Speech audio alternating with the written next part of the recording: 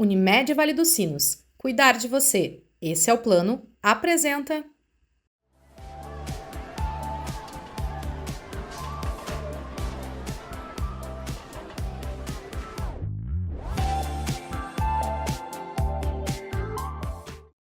Apoio. Audibel Aparelhos Auditivos. Sua vida com mais saúde, conforto e liberdade. Centro Eco. Você confia no que a gente vê. Olá, tudo bem? Estamos começando mais um programa Pergunte ao Doutor aqui na nossa Vale TV, canais 6 e 14 da NET e nas plataformas digitais, Facebook e YouTube. Como vocês já sabem, é um programa onde eu trago profissionais da área da saúde para falar assuntos pertinentes que interessem a vocês. Hoje o convidado vai nos trazer e abordar um assunto que talvez vocês não estão tão acostumados em ouvir falar ou ouvirem a falar. Hoje nós vamos falar sobre cooperativismo, que isso é uma coisa muito importante, principalmente aqui na nossa região e principalmente da cooperativa que eu faço parte, e que o nosso convidado, além de ser médico pediatra, onde atuou por muitos anos, principalmente na cidade de Campo Bom, ele hoje é o vice-presidente técnico e o vice-presidente de relacionamento institucional da Unimed Vale dos Sinos. Então, apresento a vocês o convidado, é o Dr. Ademar Traim. Bem-vindo ao nosso programa, Ademar. Obrigado, Rodrigo. Obrigado pelo convite que nos fizeste para a gente falar sobre cooperativismo, que na realidade cooperativismo é uma coisa que a gente aprende quando ingressa na Unimed. Tá? Antes disso, a gente não tinha essa prática. Nas faculdades, hoje em dia, a gente ainda não tem a cadeira de cooperativismo, mas é uma reivindicação que todo o sistema faz para que haja. Aliás, tem duas cadeiras que eu acho que seria interessantes que as faculdades tivessem. Uma seria o cooperativismo, porque uma das práticas do cooperativismo é estar inserido na comunidade. Ter uma adesão livre, universal, falar em educação, informação e conhecimento, são coisas que fazem prática da essência do cooperativismo.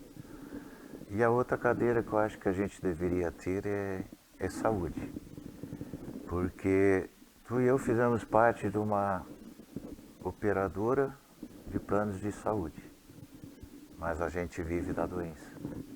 Então, exatamente a transformação que está começando a existir é que nós precisamos começar a trabalhar mais em prevenção. Isso também é um dos ramos que a gente tem, que é a educação para a população que a gente deve ter exatamente nesse âmbito de cooperativa.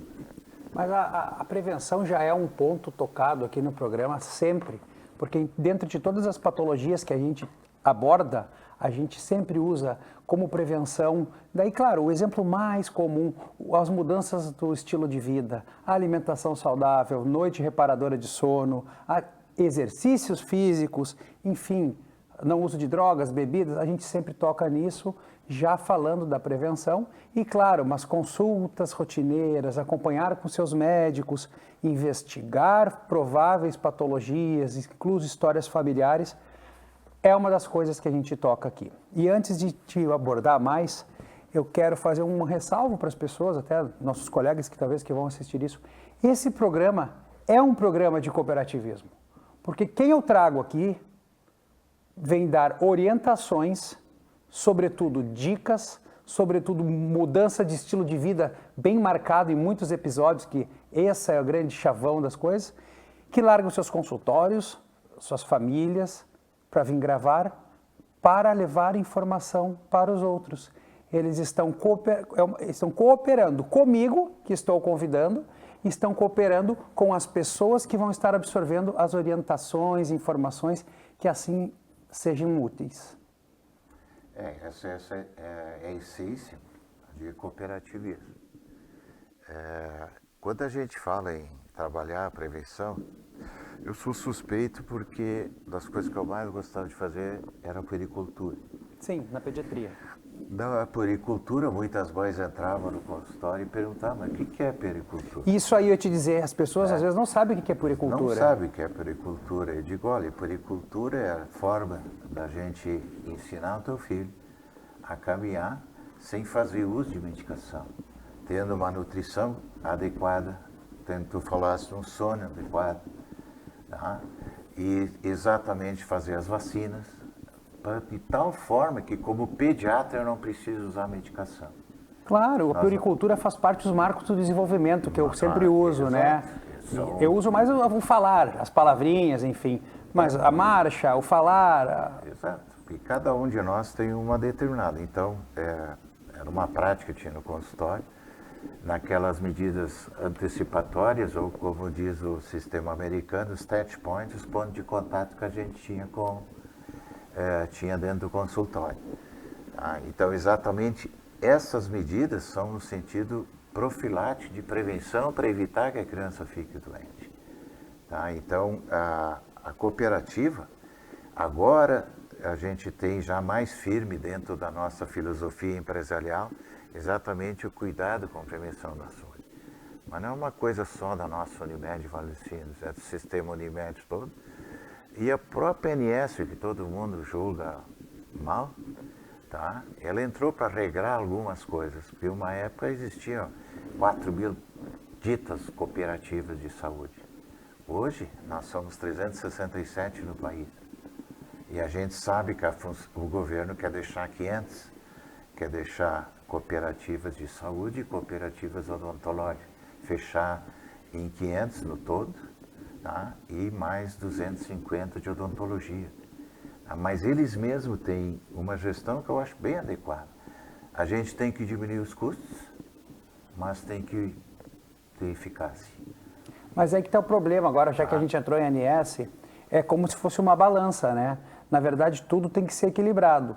Mas num mundo capitalista, onde qualquer empresa que não visa lucro, ela vai à falência, essa organização vai de quesito muito bem, obrigado, mas também tem algumas outras cobranças que a gente sabe das operadoras de saúde que acabam sendo um espiral negativo, né? Sim. Que é aquela coisa que pega uma velocidade e tu não consegue mais frear. Então, como tu elogiaste a ANS, eu não estou falando mal, estou falando que como tem coisas boas, tem coisas ruins junto, né? Quando o elogio não é no sentido daquelas determinações de planos, de mudança, de cobrança, é no sentido que eles vieram para regulamentar uma coisa... A bagunça. Que era totalmente bagunçado, como tu disseste, Rodrigo. Era uma bagunça, tinha 3, 4 mil, cumpriam, iludiam o cliente, não entregava aquele que o produto prometia, vendido. Tá? Então, realmente, nesse sentido, eu vejo a facilidade que houve. Que, como tudo na vida, tem os prós e os contras. Hoje, o que a gente reclama é exatamente da regulamentação excessiva que tem. Porque o custo médico é muito grande, bem acima da inflação. Tá? As correções que são determinadas nem sempre contemplam a gente. Então, realmente é complicado. E fazer isso com qualidade, que nem tu disseste, ou ter um lucro, um retorno, um resultado positivo em cima disso, é bem complicado. O custo médico para abrir para o pessoal, senão eles vão achar, os médicos sempre querendo ganhar. Gente, não é isso. No isso. final das contas, dentro das cooperativas, os médicos são os últimos a conseguir ganhar alguma vantagem extra. O custo médico é o custo do exame, é o custo do hospital, é o custo do aparelho, da manutenção da infraestrutura hospitalar e das clínicas relacionadas à operadora, não é o custo da consulta junto, o exame, é a máquina. Sabe que uma máquina tem várias engrenagens, né? E muitas pessoas envolvidas. É a máquina. Tá? A Unimed, nós temos dados exatos de hoje, 2.170 colaboradores. Qual é a maior empresa de Novo Hamburgo hoje? Tá? É isso, né? Maior empresa de Novo Hamburgo. Sim, em termos de colaboradores. Então, são cuidados assim que a gente deve ter, prima pela qualidade. Sempre digo que a gente tem que amanhã ser melhor que hoje.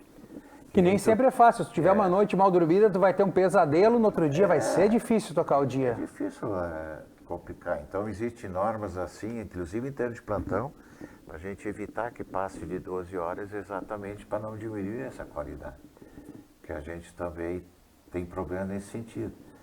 E uma outra coisa que tu colocaste bem, muitas vezes, em falar que como pediatra eu usava muito o ciclo circadiano.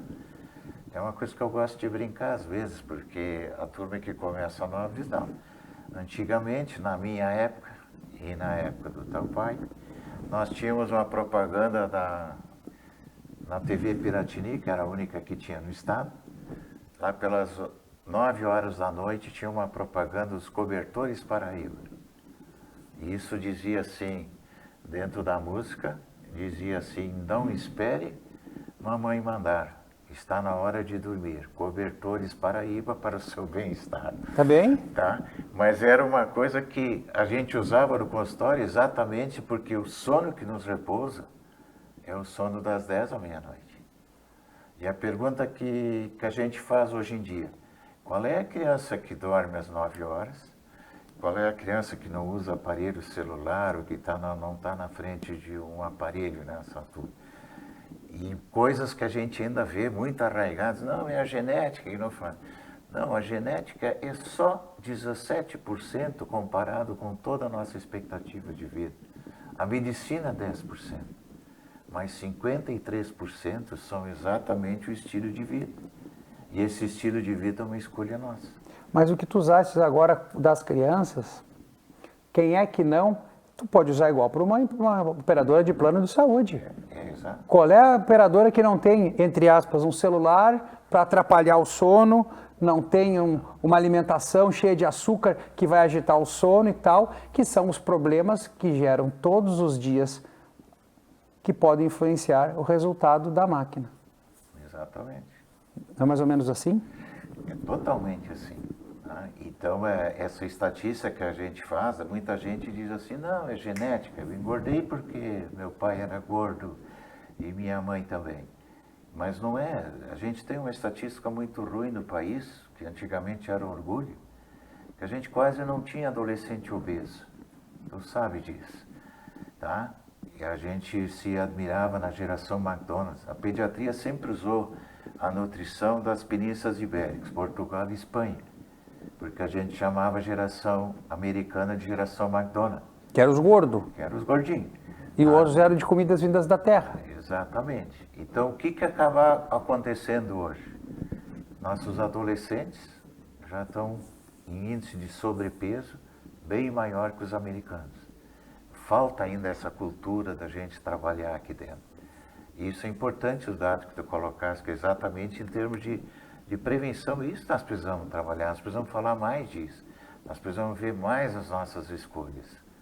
Usar mais as coisas, ir mais na feirinha, ir mais na fruteira, andar mais de bicicleta, andar mais a pé, subir escada em vez de usar elevador.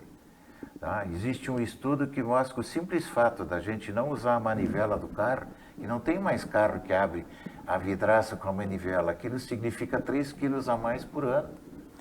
Falando em 3 quilos e manivela, vamos chamar a manivela então aí dos nossos apoiadores e voltamos em breve.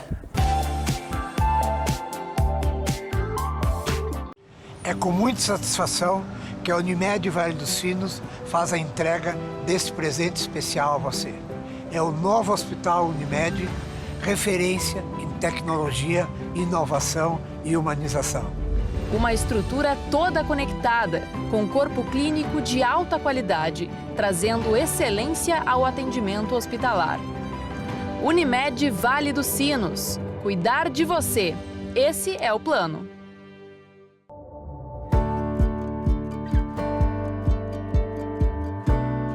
O Centro Eco, referência em diagnósticos por imagem há mais de 40 anos, amplia o atendimento com uma nova unidade. Situada na rua Bento Gonçalves, 1759, no centro de Novo Hamburgo. Centro Eco, você confia no que a gente vê.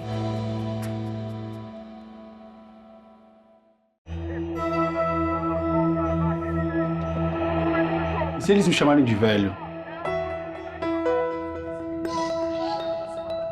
E se eles acharem que eu sou incapaz? E se me olharem diferente? Não dê ouvidos ao preconceito. Usar aparelhos auditivos é cuidar da sua saúde. É cuidar de você. Audibel, ouvir bem é viver bem.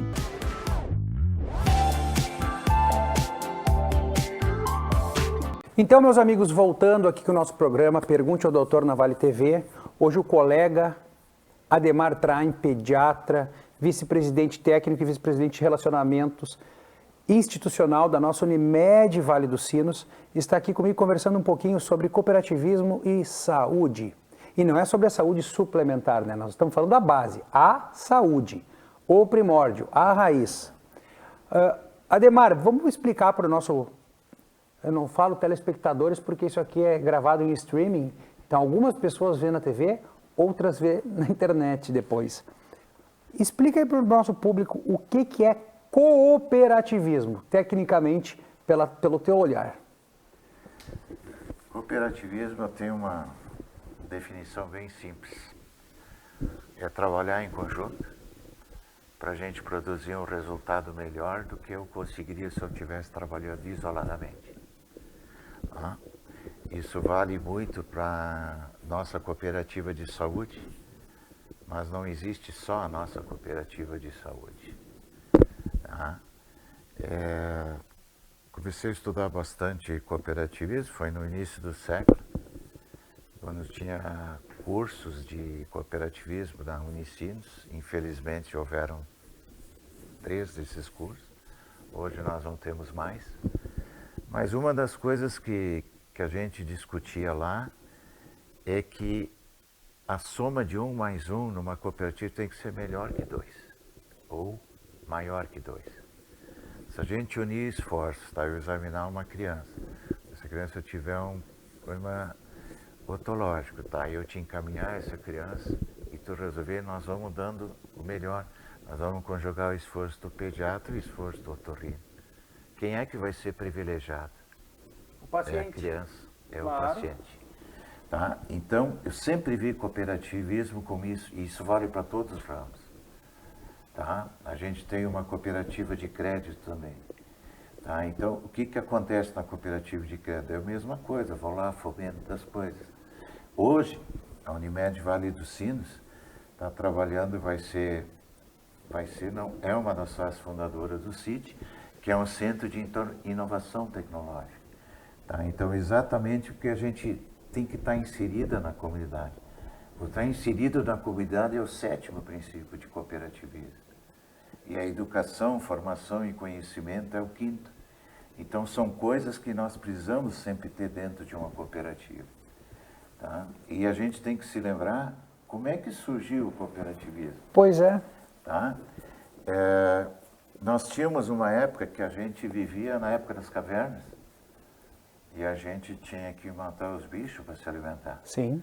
Depois nós fomos por uma época, naquela época... Isso, quando não se matavam para comer um outro. E também E será que isso. nós não estamos indo para essa época aí? Não, mas aí O pessoal se matando para passar por cima do outro? Não, acho que não, porque naquela Será? época o símbolo era o arco e flecha. Essa é a pergunta, hein, gente? Aí nós fomos para a segunda era, que era a época agrícola, que eu coloco o símbolo seria a enxada. Aí nós entramos na época industrial.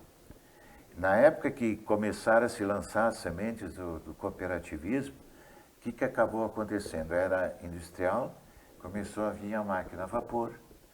E o que vivia as pessoas na Inglaterra nos anos de 1800, 1840? As famílias, tá? O adolescente, a mulher, o homem, trabalhava fundamentalmente em fábricas de tecelagem. Por isso que a gente tem um livro que se chama Os 28 Tecelões de Rochdale. Rochdale é um bairro na cidade de Manchester, na Inglaterra, e com o início, com a chegada da máquina a vapor, os adolescentes foram colocados de lado, as mulheres foram colocadas de lado, e o que provocou isso? Desemprego. Desemprego, desajuste social. Tá? Então começou a haver uma fome, assim vai. Fome, era tudo que podia esperar como se fosse era um avanço industrial, máquinas a vapor, trem a vapor e tudo isso, tecelagem a vapor, mas ao mesmo tempo provocou caos, um desajuste social. Aí, um grupo de tecelões na cidade de Rochdale começou a se reunir. E durante um ano, cada um deles dava um pence por mês, e chegaram no fim do ano, eles tinham constituído um número X de libras esterlinas, e fundaram uma sociedade dos povos pioneiros do Rochdale. Só tinha farinha, açúcar, aveia. Era pobre a coisa. Mas eles lançaram a semente do cooperativismo. Existiam vários fundadores que colocavam isso e será que eu vou participar daqui? Tinha a turma que era do contra. Então, isso não foi uma coisa tão Mas a turma do contra é a coisa que mais tem. Isso sempre tu tem, construir é muito difícil, mas para alguém falar mal do que tu construiu, vai aparecer meia dúzia. Isso já valia naquela época. Desconstruir é muito mais fácil tu crescer na tua carreira, alguma coisa. Eu digo em questões que tu vê em política, em negociações, do que tu construir, né? A construção... E tudo que é diferente, tá? As pessoas se desacomodam. Eu levei muito tempo para descobrir isso, e quando a gente queria inventar alguma coisa, as pessoas sempre são críticas, tá? Porque tu sai da rotina. E na hora de sair da rotina, tu critica as coisas. E tem uma coisa assim que... É mais fácil criticar o que tu não sabe do que tu estudar e ir atrás para ver qual é que é o fundamento. Eu até coloquei aqui para te dar um nome adequado. Existe no YouTube, tá? Dura acho que 56 minutos, tá?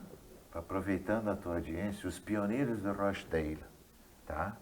1844, que é o ano de fundação, se considera, do cooperativismo no mundo todo.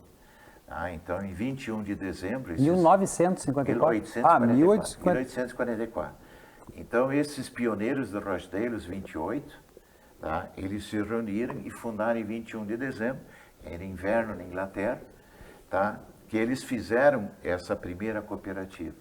E aquilo cresceu muito rapidamente.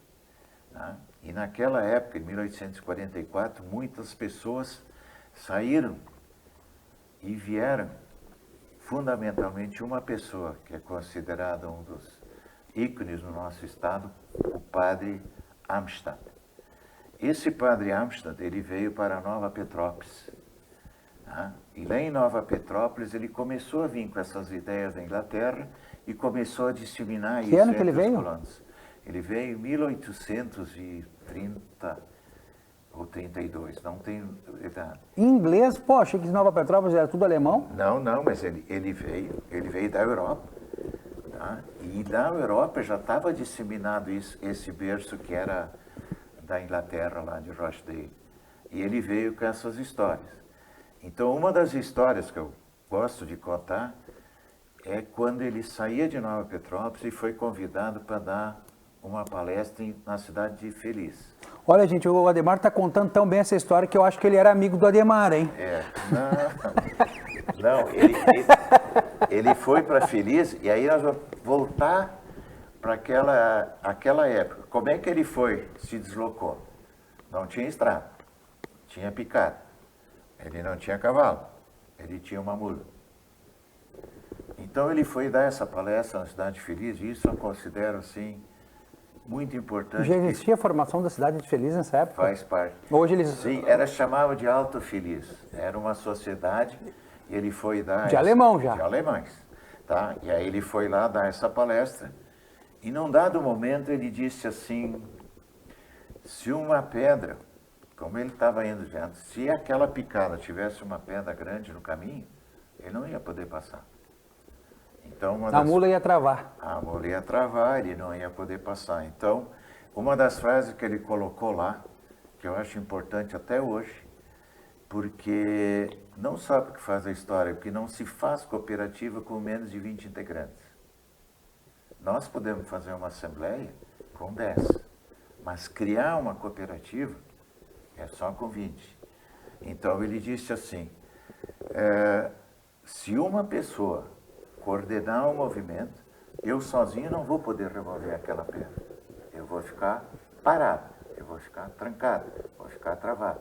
Mas se 20 pessoas em conjunto, sob a liderança de um, eles vão conseguir remover essa pedra e eu vou conseguir ir para o meu objetivo. Mas essa ideia, então, que ele pegou, que ele trouxe, que já existia na Inglaterra, eles reviveram ideias dos monarcas. O rei era o cara que estava dando as ordens, que existia, na verdade, outras pessoas que faziam aquele reinado todo funcionar. Mas exatamente. O rei, ele vivia numa cooperativa. Mas ele tinha uma forma de, mas é claro, de interpretar a Idade Média. Como funcionava? Vamos pensar um castelo medieval. Só que naquela época o rei pensava nele. Tá? Mas será que não acontece hoje isso em muitos lugares, Adhemar? Na cooperativa, a ideia é não pensar no eu, é pensar no nós. Eu sempre acho que em cooperativa a gente tem que conjugar menos o eu e muito mais o nós. Tem que ser o coletivo. O rei naquela época, nos feudos, eu gosto muito de história, ele vivia dentro do castelo, quem vivia fora tinha que prover as coisas, ia lá e ainda cobrava o dízimo. E nós podemos entrar por Ricardo Coração de Leão, Príncipe Johnny, aquelas mas os lords velhas não histórias. precisavam. Os lords não precisavam. Eles eram os caras da cooperativa. Eles eram os caras que arrecadavam o dinheiro. É uma piada que eu estou fazendo, né? Eram os caras que arrecadavam o dinheiro do povo. Não dá para chamar de cooperativismo. Não, claro que não, mas a gente tem que abrir, senão o programa fica muito quadrado, a gente não dá uma risada. Daí não sou eu sentado aqui, daí eu tô muito congelado. Entende? Não, tá tranquilo.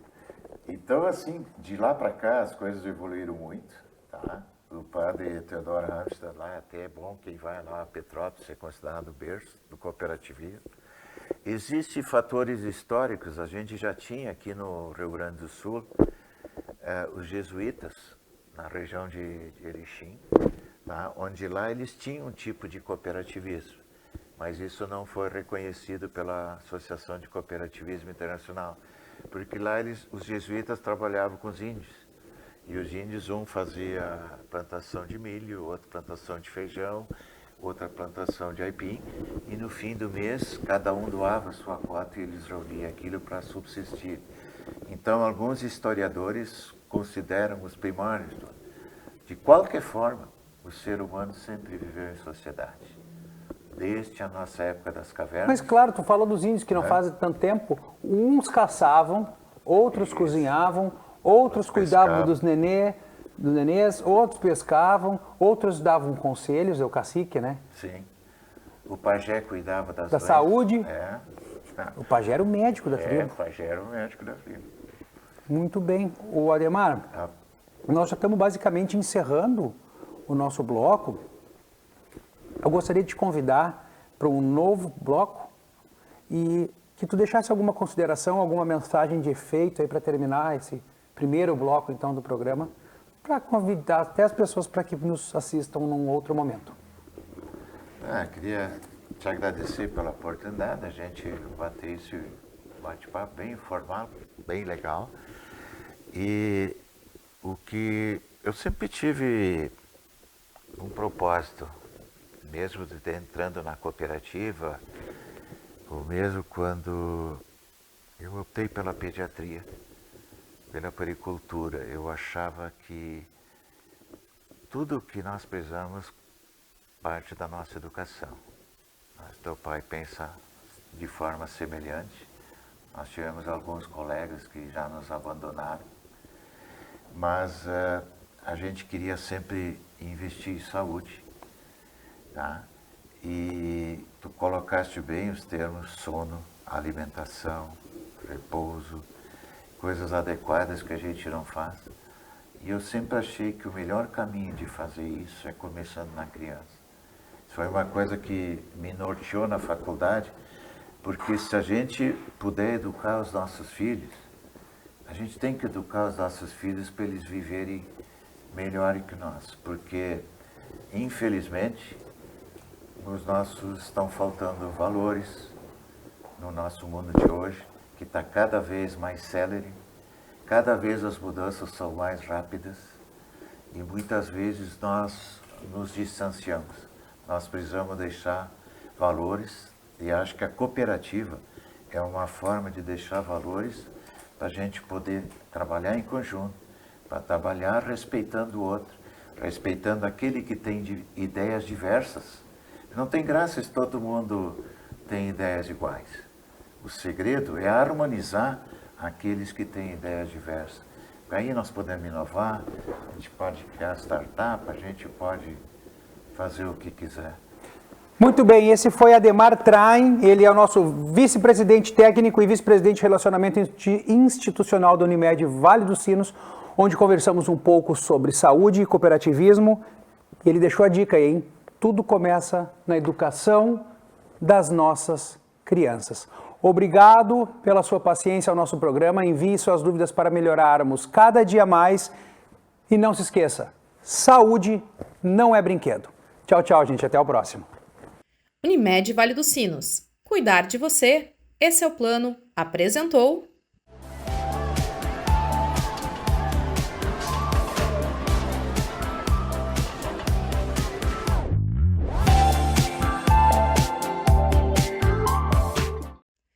Apoio. Audibel Aparelhos Auditivos. Sua vida com mais saúde, conforto e liberdade.